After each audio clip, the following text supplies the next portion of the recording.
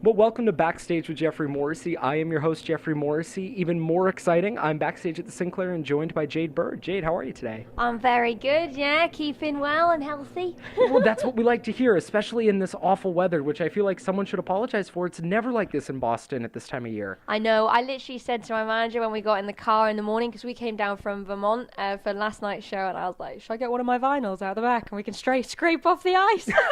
Yeah, I mean, pretty much that's the only solution at a certain point. I know, yeah.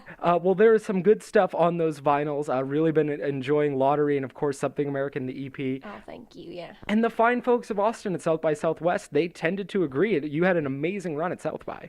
South by was insane. I'm still using the little bit of energy that I kind of racked up, because we played 12 shows there. So I mean, it was wild, and my voice sounded like a recorder by the end. But I mean, it was just so much fun, and every show was different, and every audience was different. And I just loved it. I had the best time. And how do you sort of keep up with that pace? Because even as a journalist, I couldn't imagine going and being able to do it, and all I have to do is sit back and listen. I think it's pure enthusiasm and love for it. Not to sound cliche, but genuinely you get such a buzz. It's like nothing else when you perform. And it was the first time that me and my British band had really come over and played in the US. We'd done a couple of shows in the UK. But yeah, so we were all just buzzing and hyped off each other and having a real good laugh. And yeah, I think enthusiasm was my biggest energy booster.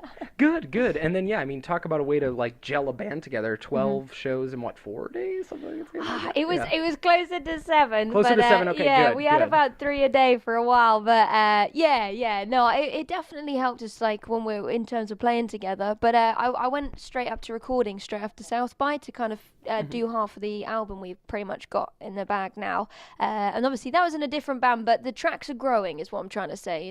They're having a new life every time I have a new phase, so it's great. And then, so I always hate bringing up the thought of but what can you tell us about the record that you've been working on?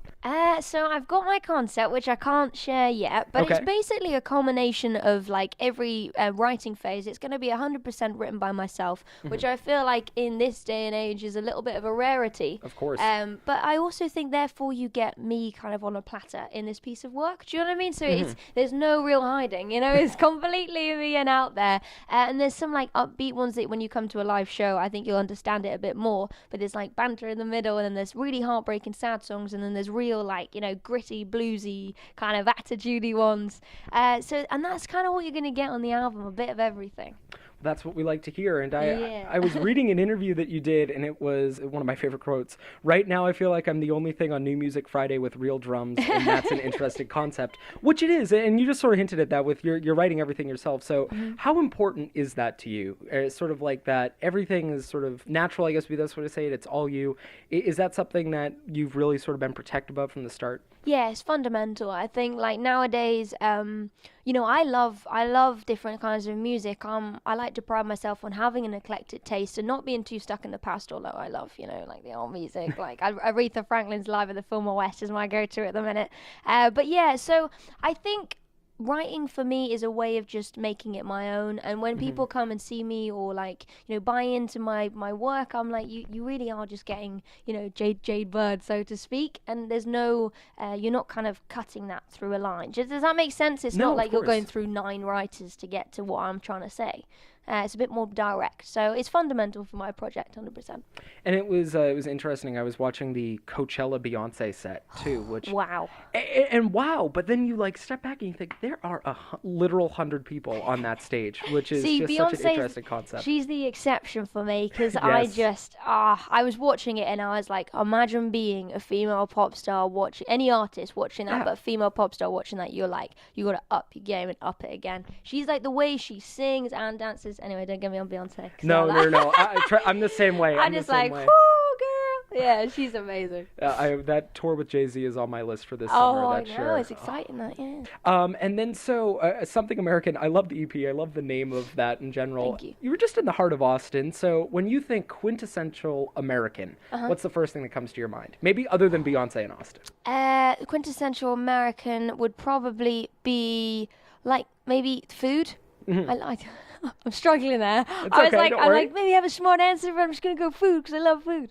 But yeah, I mean, I love American food. Do you know what I love about America though is the way that you cross a border, you know, state line, so to speak, and then you get a different like culture completely. I really enjoy that when I'm touring. The fact that, you know, you can come to Boston, but then you can also go to like El Paso and LA, and it's like different countries, you know, and that's an amazing thing. No, of course. It's a huge. It's tough to like describe how big it is especially you get a sense of it when you travel at all. But yeah, and like the publicity that you're getting as a country at the minute, you know, actually you are quite a diverse, you know, place, and that's amazing. I really enjoy that. great, I do too. Yes, despite what some other people down in DC. Don't get on with that. Exactly. We'll avoid that in Beyonce. I promise. Yeah. All right, Lottery has been my obsession for the past couple of weeks. It's been such a strong track. Ulterior Motives, hoping it catches on more, so that way it can become my go-to karaoke song. Oh man, yeah. When you get on the karaoke list, that's when you know you've made it. Right? Exactly. So, who would you want to cover this song? Cover Lottery if given the opportunity. Oh, as in like an artist. I mean, I love Phoebe Bridgers. I think she's amazing. I'm not sure what she'd do with the song. It might be a bit different when it turns out, but I think she's incredible new artist I'm excited about. But you know, if I was aiming for the stars, who would I go for? Who would sing Lottery well? I mean, Haim are great. Yeah. They'd probably do a good like. Did you used to tell me that? I could see the faces like from Esty right now. Yeah. So yeah, let's go with them. What Haim song would you cover? I really like Night So Long. Yes. So it's at the end of their second album, right? Mm-hmm. And it's so beautiful. It's such a like random, because obviously it's quite upbeat, their whole album. But then you get right to the end and it's about leaving someone when you go on tour. And it just, obviously my boyfriend, I tagged my boyfriend along with me now. But when I didn't, you know, I was like, Night So Long. It's a beautiful tune. It is. And then so I also have to ask, do you have any lucky numbers that you do play in the lottery often or anything like that? Ooh, 9 is my lucky number. Okay. But I don't really play, ironically, I don't play the lottery. My grandma puts my numbers that I mention in the song and puts them on her own lottery. So yeah, fun fact for you. Has it been winning? No. Not yet? All right. I think she might want a tenner. Okay, Maybe. That's something for sure.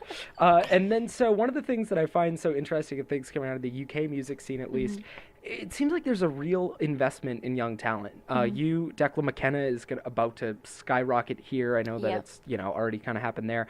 Why is that? Because I don't think that we see that in American audiences too often, people investing in folks from more of a high school age. So is there any sort of thing that you can... Well, you have more of a scene here for new artists. I think in the UK, if it's not of a certain caliber, it's quite hard to get off the ground. That's why I thought it was vital in this campaign with, you know, this album that we do reach out to American audiences, because at the end of the day, they seem to really cotton on with great music. You guys are, you know, great tastemakers. And with all the stations I've been going to, you know, including, you know, like this interview I'm having with yourself, you know, you're really real enthusiasts and want to know about the music. So I guess American curiosity brings British artists over, and they end up developing. And I'd also say, you know, I think we want to be over in America. We're going for the stars, man. There you go. Yeah. Well, what was I going to say? You do a ton of these interviews, which I really, as a journalist, appreciate. If you could either interview someone or maybe, what do you want people to ask you about more in these interviews? Well, if I could interview someone, I think I'd either go... Oh, do you know a guy called John Lurie? This is a bit deep. No, I don't. Oh, okay. Well, this is a bit of a deep cut, but he's an old jazz head from like the 70s and 80s. But he does this thing with Tom Waits, and he goes fishing with Tom Waits, and they film the whole thing in the 80s. Really? It's a real deep cut. I'll send you. It's amazing. And anyone who's listening, check that out. But he's such a cool character. Like played the clarinet back in the day with the band called the Lounge Lizards. Oh, nice. So I'd love to interview either him or maybe Donny Hathaway or Stevie Wonder. They're quite cool characters, and I think there's a similarity there as well. Yeah. And what was the second part of the question? I talk a lot. What do you wish that people asked you about more? It's tricky because you complain about what they do ask you, and if they do ask you, you never know the right answer. I guess thought-provoking questions, you know, questions that lead on to a bigger conversation, I'd say. You know, sometimes if people kind of ask, you know, what's your favorite color? You're like, blue. Next question. Yeah. You know what I mean? But yeah, I've had great conversations with people. I'm not complaining. Good, good. And then what's the song that people come up to you with after the show that they're really connecting with, either off the EP or some of the new stuff that you play or anything? Yeah, there's a new song called Furious, and I wrote that in Berlin. I was kind of doing some promo out there, and Europe's pretty bleak for weather in the winter. You know what I mean? You end up just in your hotel room. And I was writing, and this song just kind of almost came out again. It was like a lot of my songs just kind of, the best ones tend to fall out of the sky a little bit. But it's quite a narrative one, and it's about cheating again, but it's a kind of new take on it. You know, I'm furious, my whole body shakes. They're the kind of lyrics. But playing it live, I don't know, it kind of silences the room a little. And I always say, you know, it's great people singing along, but when you can silence a room, that level of respect from an audience is something that, you know, I always find just so humbling and just amazing. So that's the one that's been going down the best, probably. Nice. Well, I'm looking forward to hearing that in a couple of minutes, and I don't want to keep you. I know that we have shows to play. Yeah. So I'll make this my last question. Who are you listening to right now? Right now, well, I mentioned Aretha Franklin, a band called Flight. They're a new UK band. They got a great album called Loved Ones. And last but not least, let me think. Stuck in the Middle of You by the Wheelers. I'm like, stuck in the middle with you. Oh, that's such a good one. I put that on every time we go in the car, and Elliott Smith, obviously, but yeah. Exactly. Well, that all sounds great to me. If you're not listening to Something American or Lottery, I don't know what the hell you're waiting for. That writer and singer is with me right now, Jade Bird. Jade, thank you so much for the time today. Thank you. Cheers.